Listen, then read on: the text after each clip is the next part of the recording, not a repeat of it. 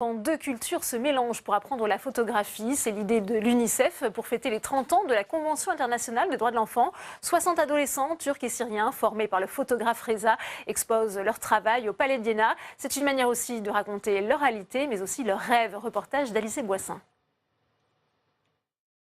Partager son amour de l'image pour unir les peuples. C'est ce qui a poussé le photographe Reza à former des jeunes Turcs et réfugiés syriens à la photo pendant 6 mois. L'avenir appartient à ceux qui croient en la beauté de leurs rêves. Et c'est quelque part de ces enfants de leur montrer qu'avec un seul outil qui est l'appareil photographique, ils peuvent rêver, ils peuvent presque fonder un avenir sur cette connaissance de l'image qui est le langage universel d'aujourd'hui et demain. Un langage universel pour faciliter les échanges entre réfugiés et communautés d'accueil. C'est le cas d'Admira.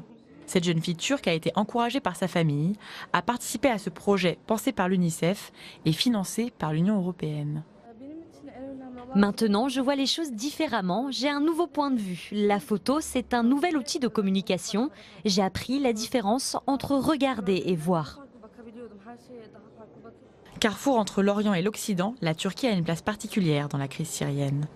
Alors plus qu'une leçon d'art, l'exposition Rêve d'avenir est un pont entre les cultures. Faire se connaître des jeunes Syriens et des jeunes Turcs, les faire travailler ensemble, les faire prendre des initiatives communes, favorise bien évidemment la cohésion sociale au sein des communautés dans lesquelles ils vivent. La Turquie est le pays qui accueille le plus d'enfants réfugiés syriens. D'après l'UNICEF, il serait près d'1,6 million. Photojournaliste mondialement connu et reconnu, le franco-iranien Reza Degati est notre invité. Le face-à-face, c'est tout de suite.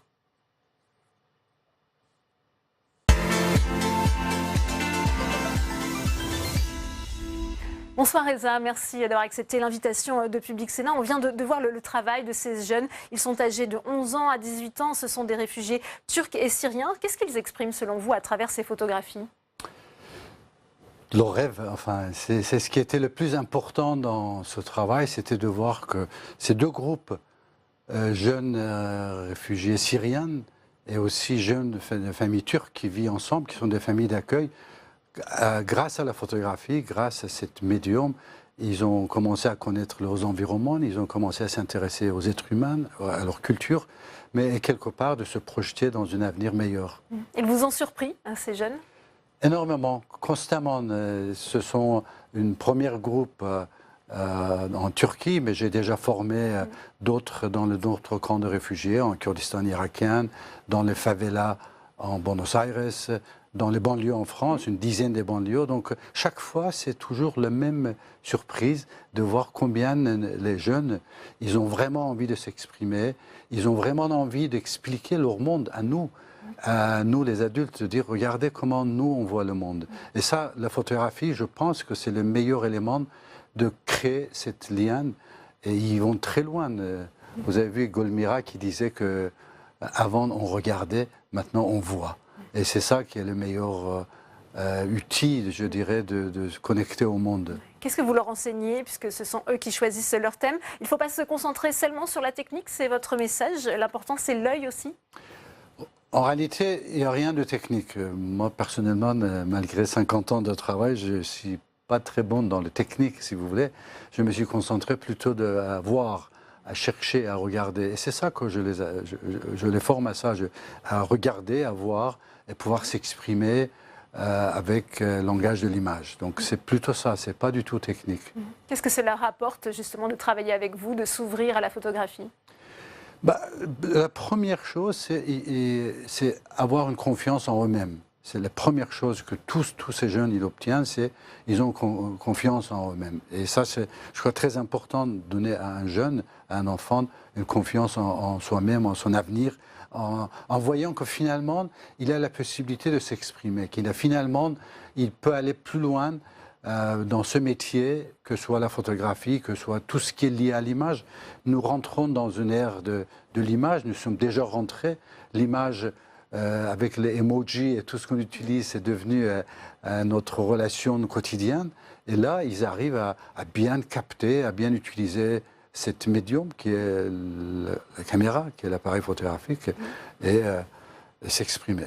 On le disait, hein, ce projet permet de mettre les cultures en face à face avec justement beaucoup de réfugiés syriens qui sont en Turquie. Ce sont deux communautés qui se côtoient mais qui ne se connaissent pas finalement. Ils arrivent justement à créer cette cohésion sociale dont parlait le représentant de l'UNICEF en Turquie que l'on a vu dans le reportage. Exactement, Philippe Duhamel, le représentant de l'UNICEF en Turquie avec qui nous avons fait ces programmes, et UNICEF France qui a aussi, ils ont œuvré pour continuer ça, pour mettre l'expo, parce que d'une part, pendant ces 40 ans que j'étais dans toutes ces zones de guerre et conflit, j'ai vu l'impact du travail de l'UNICEF. Et c'est une des raisons pour lesquelles vraiment je me suis concentré beaucoup à ce travail avec eux, parce qu'ils ont un vrai impact sur les jeunes et surtout l'éducation des enfants. Et ça, c'est ce qui compte le plus pour moi, c'est créer ce lien entre les communautés grâce à ces jeunes. Un autre exemple, c'est quand nous avions fait ces projets dans le quartier Mirail à Toulouse. 40 jeunes de quartier Mirail, ils ont photographié leur quotidien et ensuite c'était exposé dans la salle des illustres de mairie de Toulouse. Vous voyez, donc grâce à ça, on crée des liens entre deux communautés ou deux personnes qui se côtoient mais ils ne se voient pas. Nous n'avons pas une idée comment les gens ils vivent dans un camp de réfugiés. Nous n'avons pas une idée comment les gens ils vivent dans ces quartiers pauvres ou à périphérie des grandes villes. Mais grâce à leur travail, d'un seul coup, on commence à les voir, on commence à les connaître. Parce qu'on a peur ou on rejette quelque chose qu'on ne connaît pas. Et ça, c'est le meilleur moyen de faire connaître l'un à l'autre. Quel regard portez-vous aussi sur l'accueil des réfugiés en France et sur la politique migratoire ? Je pense que nous n'avons pas atteint le rôle que le monde il nous donne. Le monde entier, parce que comme je voyage, je sais comment les gens ils voient la France. La France, pour le monde entier, c'est le porte-drapeau d'une culture de l'Occident, c'est le porte-drapeau des droits de l'homme, et c'est comme ça qu'ils le regardent. Malheureusement, ces dernières années, nous n'étions pas en tort de ce que le monde il voit et l'image que nous avons de France dans le monde entier. Nous avons beaucoup de possibilités d'accueillir plus de gens, plus de migrants. Quand on voit qu'un pays comme Liban, ils ont 2 millions de réfugiés, ils sont 4 millions eux-mêmes. Quand on voit que Kurdistan irakien, qui sont 4 millions, ils ont 2 millions de réfugiés.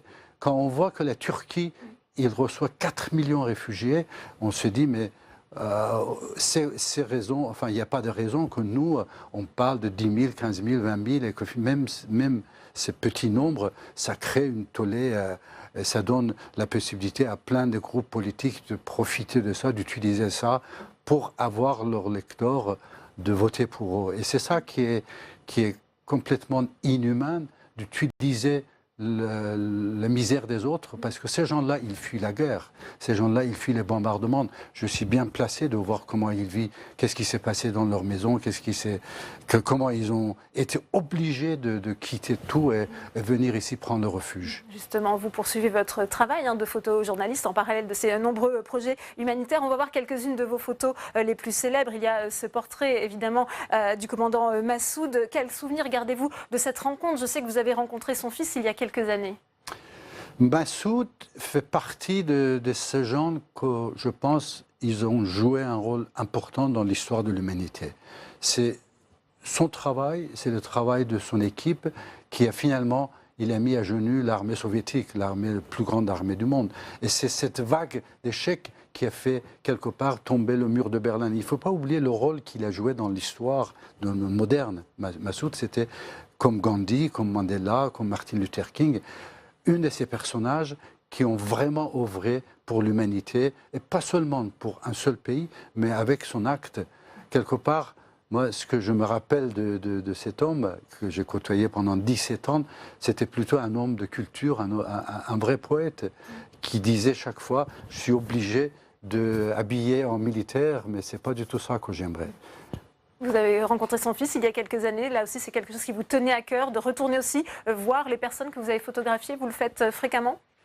Afghanistan, c'est quelque part l'endroit où je vais souvent. J'ai créé une grande ONG, association AINA, qui a formé plus d'1 millier de femmes afghanes à tous les métiers de médias et journalisme. Parallèle à mon travail photographique, je mène aussi au nombre des ateliers Reza, ces formations, ou à Aïna en Afghanistan. Et le fils de Massoud, une des raisons pour lesquelles j'étais allé voir et que je suis en contact constant avec lui, c'est parce qu'il est à la tête de Fondation Massoud. Et la Fondation Massoud, il œuvre pour l'éducation en Afghanistan. Eh bien, merci beaucoup Reza d'être venu nous parler de votre passion pour la photographie et de cette transmission que vous proposez à tous ces jeunes. Merci beaucoup d'avoir accepté l'invitation de Public Sénat. Merci de me donner cette possibilité. C'est la fin de cette édition. Merci à vous de l'avoir suivi. À 18h30, on va plus loin, présenté par Rebecca Fitoussi. Très bonne suite des programmes sur notre antenne.